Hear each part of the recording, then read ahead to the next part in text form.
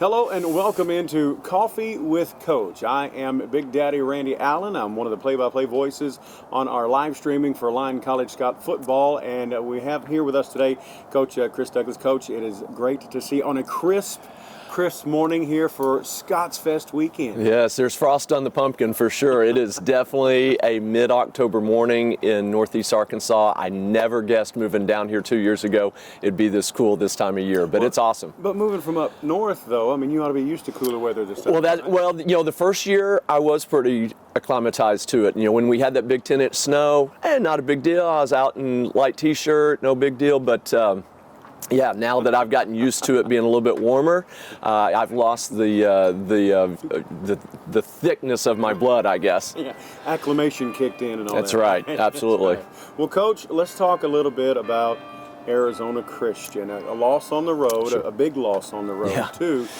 But things started out pretty well. Arizona Christian came in and scored pretty fast. Yeah. They did, Yeah. but your offense responded. Yeah, one, they're really good. I mean, they really, really are good. And not that we took anything for granted. I felt like we had some really nice matchups. I felt like we could move the ball on them and on the ground, and they proved me wrong. They definitely took it away from us. They gave us everything we expected to see, not a lot different. But I was definitely pleased to see our offense at times be able to move the ball through the air. We were able to hit a play action right off the bat pretty early to Cliff.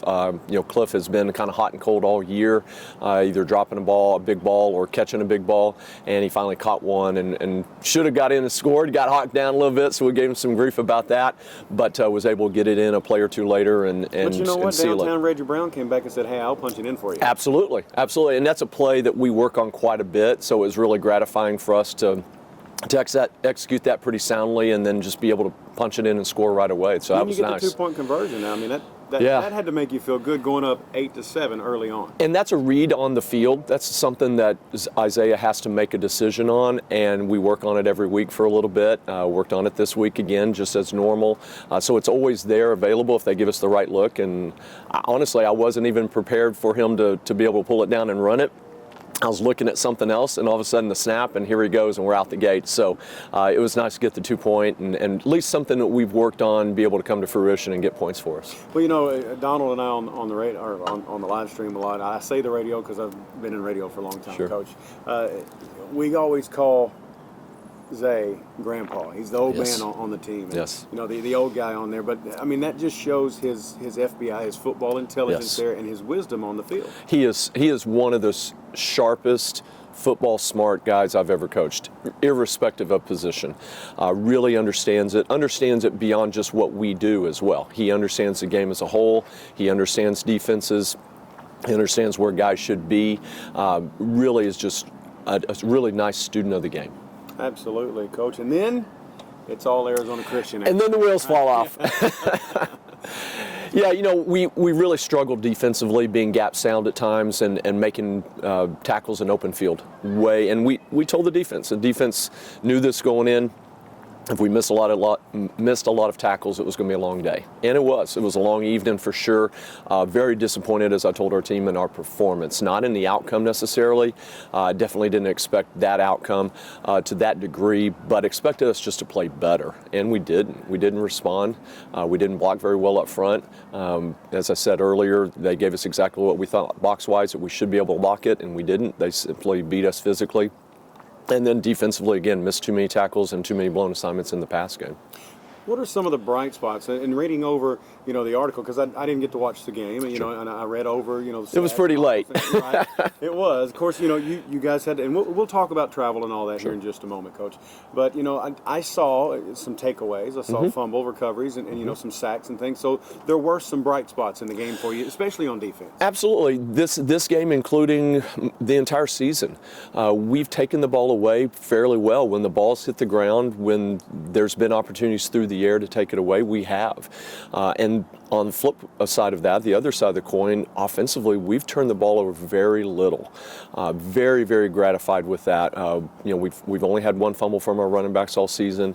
We've only had a few interceptions. So I'm very pleased with where we're at in that side of it. It's just making plays when plays are available to make consistently. and being able to not necessarily put our physical will upon someone else, being able to handle the pressure when it comes along, whether it's a pass rush, a max blitz or something like that, like we saw at OPSU. That's really was our downfall that week, or just physically being able to handle and being gap sound in the run stoppage for our defense. It's just some of those physical things that we've got to get better at, and that's a matter of time, fundamentals, technique, and just development.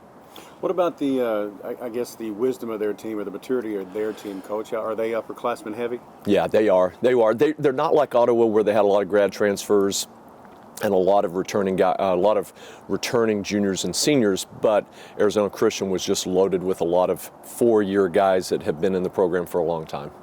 And Lyon College, of course, is very underclassmen heavy. That's right. As well. So, That's right. And we know that. So yeah. How did the guys handle, especially those first-time guys who maybe have never been on a plane or traveled that far before, how did the team respond in that way? Very well. We're very gratified with Southwest Airlines in Memphis to be able to get our boarding passes already printed for us. I mean, people don't realize that is the biggest part of it. It's one thing for you or I to fly, or a group of 3 or 4 of us, but when it's 71, that's a big hassle. And so just getting in and out of the airport, the guys handled that really well. I was super nervous about all the horror stories I've heard about flights canceled, flights delayed, luggage lost, and we had zero issues with any of that. I got left in Arizona one year. That's right, yes, yeah, and we didn't leave anybody behind.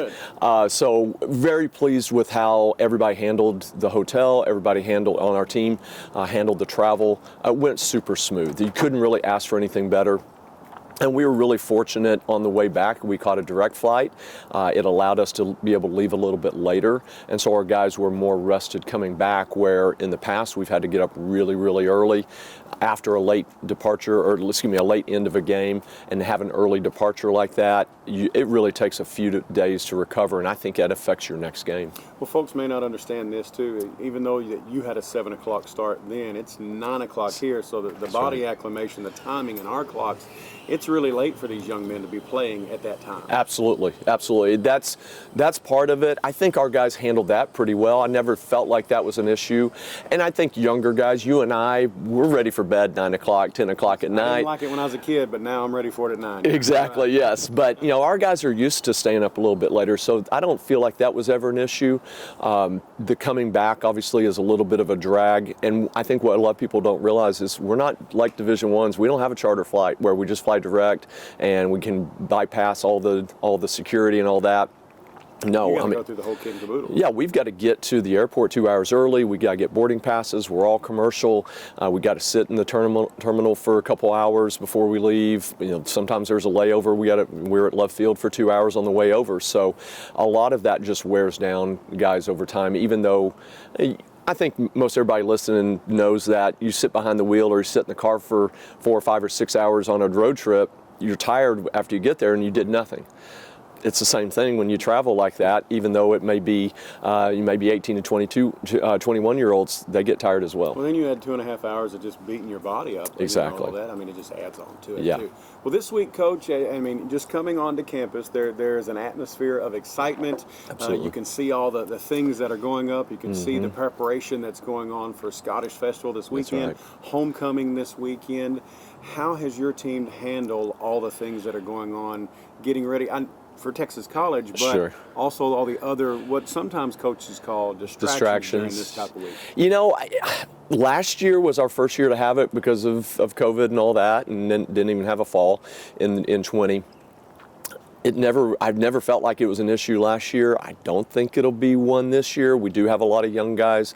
I really haven't addressed it. It's something I'll address today, obviously, because Scott's Fest starts really this afternoon, and then we'll have our meetings and our practice this afternoon. But it's a little bit of a different deal here, where now at least we've combined Scott's Fest and homecoming.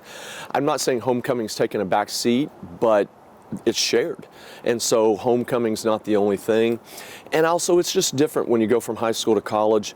Homecoming's important, but it's just not as big a deal at college as it is in high school as it relates to football, as it relates to institutional advancement and fundraising and getting alumni.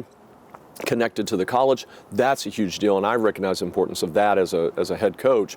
But as the actual preparation and our players' focus, I've never felt like in my time in college that homecoming was that much of a distraction, really. Well, Coach, tell us a little bit about Texas College, if you don't mind. Went to Tyler, Texas last year. Kind of squeaked by. Squeak by. We'll take a squeak or we'll take a big one, either way. Sometimes I'd rather be lucky than good, you know what I'm saying? But Absolutely. This year, what are you doing to help take care of Texas College and solidify another good win? We've got to continue what we've been doing as far as taking care of the ball and taking away the ball. Again, I think we've got some opportunities. They love to sling it around. It's probably going to be in the air a lot more this weekend than a lot of people have seen from us and from our opponents. They're not really running the ball at all. We've got to have a great mix. I mean, there's some opportunities for us in the pass game, but that's going to open up some opportunities for us in the run game. We know that they're very athletic. They're also very young, and they're also very thin. They don't have a lot of depth on either side of the ball, but for those that they have in the wide receiver position, the defensive line position, defensive backs, they're very athletic and be very dangerous. I mean, we saw it last year. The very first score of the game was them pitching the ball on a speed option, it hitting the ground, bouncing into another player's hands, and he scooted for 70 yards for a touchdown. And I mean, that was just pure speed that went around our guys that weren't ready for that. So we'll have to handle that. The good thing is we've seen plenty of it already. We have to cut down on the missed tackles and in the open field in particular, because again, the ball is going to be thrown and the ball is going to be in the open field quite a bit on our defense. Well, you know, Coach, I don't think there's anybody else that's going to be faster than Langston, faster than Arizona Christian, faster than Ottawa. At all. And so that definitely probably has prepared your defense. But if they're going to sling it around, your secondary is a weak spot. Exactly. I mean, we have to be honest about that. Oh, no doubt, no doubt. No, we're very thin there. We're very young.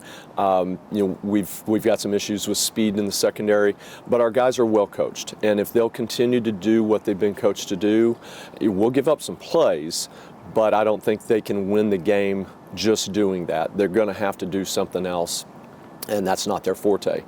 If we do as we're coached to do, if we give up a lot of big plays in the pass game, it's going to be a tight game for sure.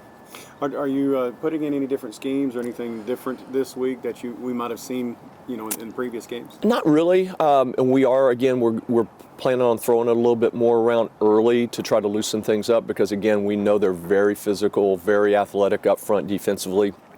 And what they want to do with their defensive front is simply not going to allow us to be able to run the ball early until we get them loosened up. So we're going to have some success in the throw game early in the game.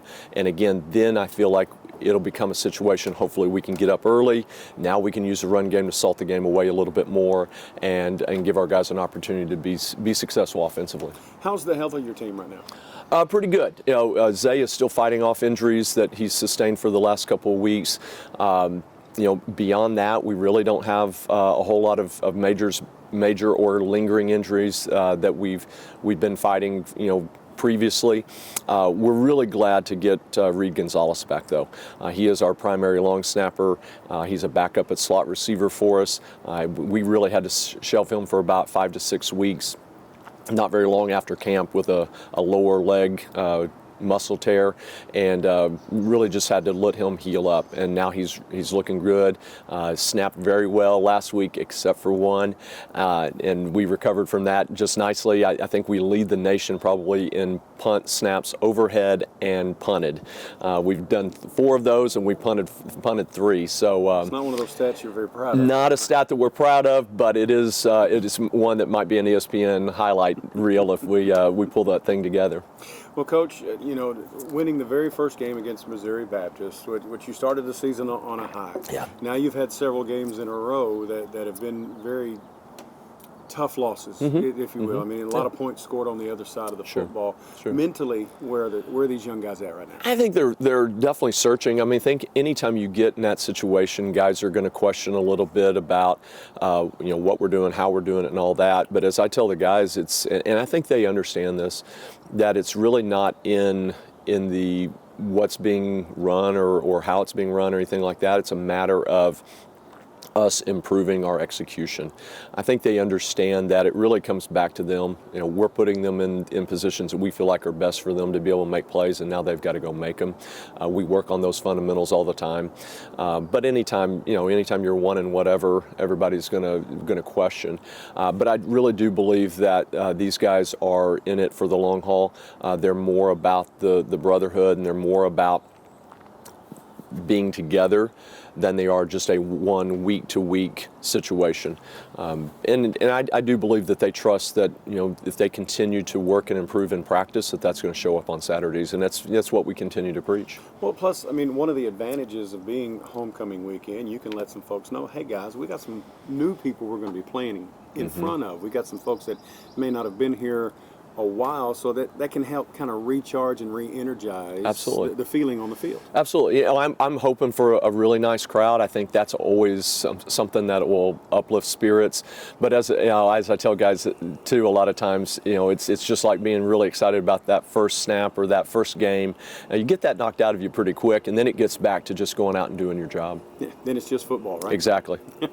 Coach Chris Douglas, sir, it's great to have coffee with you this Absolutely. morning. Great to have coffee with you. Absolutely. Looking forward to the game against Texas College. 2 o'clock start. 2 So, o'clock. I mean, it's not 11. No. It's 2 o'clock. No. So that's nice. It's not 11. It's not 7. It's not not 9. 6. It's not 9. So it's back to normal, I guess, for at least 2 more weeks here at home. That's right. 2 o'clock start at Pioneer Stadium on Saturday. Come out and see Lyon College take on Texas College here. And it's going to be great for homecoming weekend and Scottish Fest weekend. Hey, I'm Big Daddy Randy Allen. Thanks for joining us. Coffee with Coach this morning.